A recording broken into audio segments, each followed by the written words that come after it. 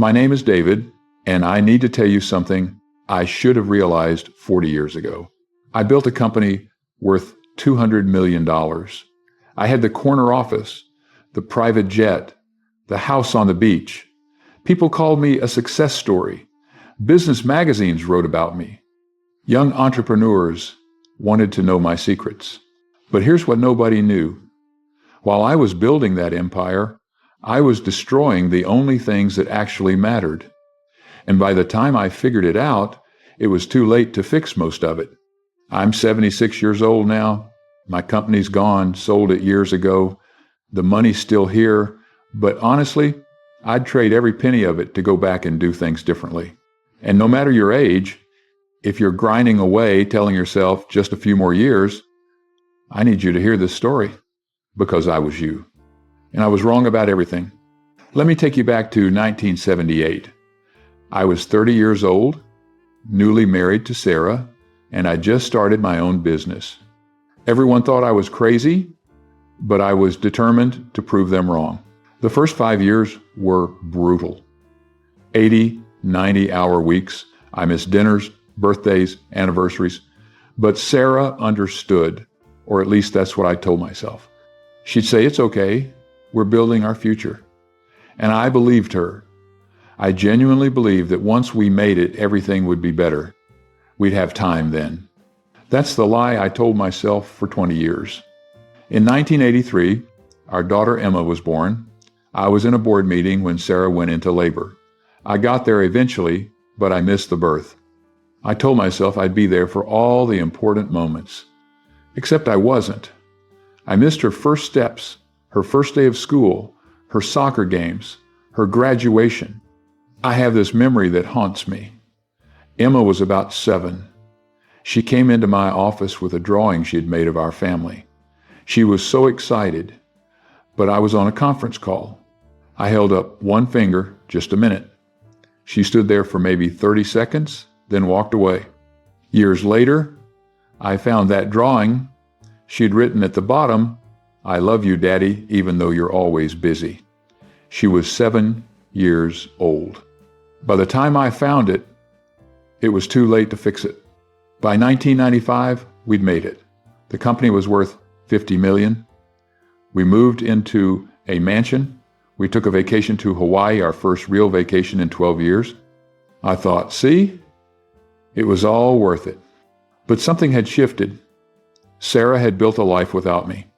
She had her friends, her charity work. Emma was 13 and barely spoke to me.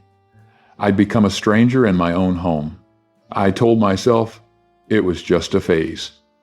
Once Emma went to college, we'd reconnect. That magic then I kept waiting for. In 2001, Emma went to college. Stanford. I was so proud. But when we dropped her off, she hugged Sarah for 5 minutes. She hugged me for 5 seconds. Mechanical, obligatory. That same year, Sarah asked for a divorce. 23 years of marriage, and she was done waiting. She'd been alone in our marriage for 2 decades. I'd been married to my company, not to her. I couldn't even argue. She was right. After the divorce, I threw myself in to work harder. The company grew to $200 million. I was on the cover of Forbes. People asked me how I did it. I never told them the truth that I did it by sacrificing everything that mattered. In 2009, I had a heart attack. I was 61 years old. I was in my office, working late as always, when my chest started hurting.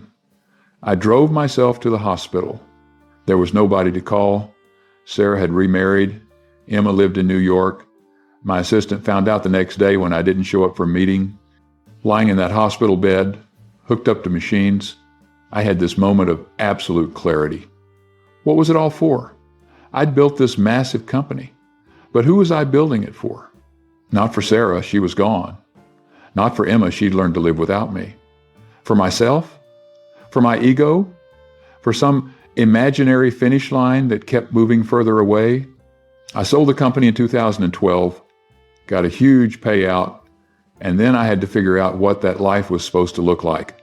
64 years old with more money than I could spend and nobody to spend it with, I tried to reconnect with Emma, called her every week, flew to New York. But here's the thing about time, you can't make it up. You can't go back and attend those soccer games. Once that time is gone, it's gone forever. Emma's civil to me now. We have lunch sometimes, we talk on the phone, but we don't have what other fathers and daughters have. We don't have inside jokes or shared memories. We're cordial, pleasant, but we're not close, and that's on me. She got married 3 years ago. She asked me to walk her down the aisle, and I did. But when she gave her speech at the reception, she talked about her mom, about how Sarah had been there for everything, how Sarah had taught her to be strong, how Sarah had shown her what it meant to be a good person. She thanked me for coming. That was it. She thanked me for showing up to her wedding, like I was a guest, not her father. That night, back in my hotel room, I cried for the first time in decades because I'd missed it all. The moments that actually mattered. I'd been so busy building something I thought was important that I'd missed watching my daughter grow up. I'd missed being part of her life. And now I'm this elderly man she tolerates because I'm her father, not because she actually wants me in her life. Here's what took me 60 years to learn. Success means nothing if you're alone. Money means nothing if you have nobody to share it with. Achievements mean nothing if the people you love don't care. I see young men today making the same mistakes I made. I see them working 70, 80-hour weeks. I see them missing dinners with their kids because they have to finish one more report. I see them prioritizing their careers over their marriages. And they all say the same thing I said, just a few more years, once I make partner, once I hit this number, once I achieve this goal, then I'll focus on family. But it never happens. Because there's always another goal, always another promotion, always another deal. The finish line keeps moving. And meanwhile, your kids grow up, your marriage falls apart, and you wake up one day as an old man with a bank account full of money and a heart full of regrets. If I could go back and talk to my 30-year-old self, here's what I'd say. Your company will survive if you leave at 5 o'clock. That meeting can wait until Monday. That email can be answered tomorrow, but your daughter's childhood won't wait. Her soccer game is today, her school play is tonight, and once those moments pass, they're gone forever. Work will always be there.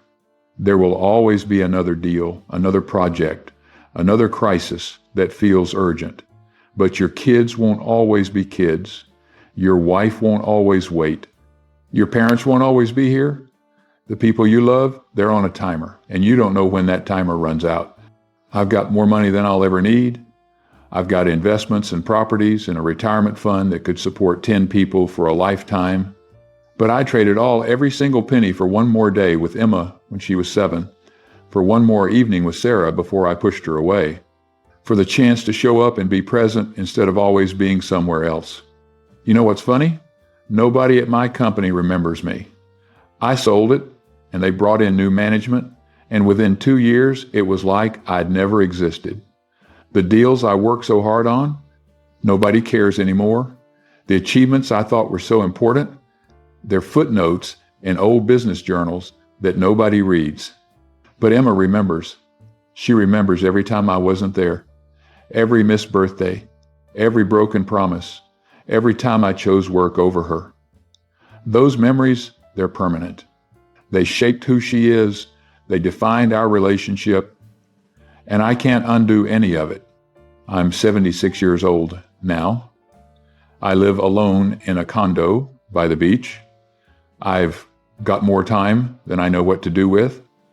I read, I travel, I volunteer, but mostly I think about what could have been. I think about the life I could have had if I just understood that success isn't measured in dollars or deals or square footage. Success is measured in relationships, in presence, in love. So if you're watching this and you're working late again tonight, I need you to stop. I need you to close your laptop. I need you to go home, be with your family, have dinner with your kids, watch that show with your spouse. Be present, be there, because I promise you, 20 years from now, you won't remember what that report said, but you'll remember whether you were there for the moments that mattered.